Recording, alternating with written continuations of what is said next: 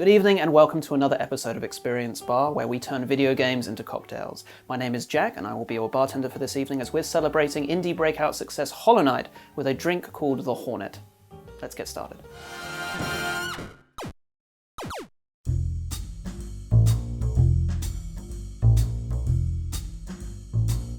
So for this drink, we are going to need a shaker half filled with ice and 1.5 ounces of 1919 gin. If you can't get 1919 gin, feel free to use an alternative. Just make sure it's one of your favorite gins. Follow that up with 3/4 ounces of Lillet Rose. No, it's not pronounced Lillet, and if any of you correct me on that, I will come to your house and spank you. Follow that up with 1/2 ounce of lemon juice and 1/2 ounce of honey simple syrup. Lovely. If you don't know how to make honey simple syrup, I'll put a link to my complete guide to simple syrups below. Now, we're going to hope it doesn't explode.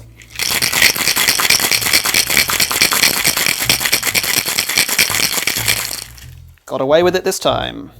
And we're grabbing our vessel. I'm using a brandy snifter here. You guys can use a cocktail glass, a martini glass, a champagne coupe if you feel like it, but I like this little brandy snifter. Strain it on out.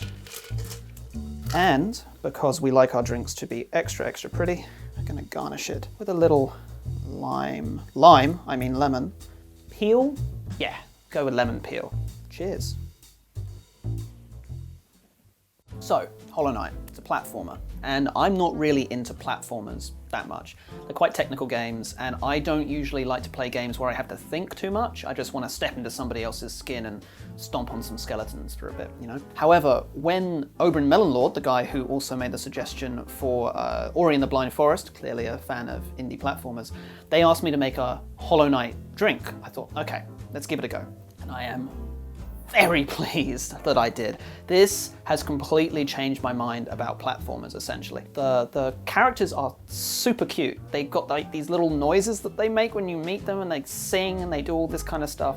None have captured the heart of the community more than Hornet, though, from which this drink takes its name. I was thinking that, you know, she's got her own game now in Hollow Knight Silksong, so it was about time that she got her own drink. The drink itself is very floral. The reason that I use the 1919 gin, which is a New Zealand craft gin, is because part of the botanicals that they use in making it is manuka honey. If you've ever been to New Zealand, you'll know how crazy we are about manuka honey. If you haven't been to New Zealand, come, it's great. When you combine that 1919 gin with the honey simple and the Lillet Rose, you get this kind of a bouquet of a drink, essentially.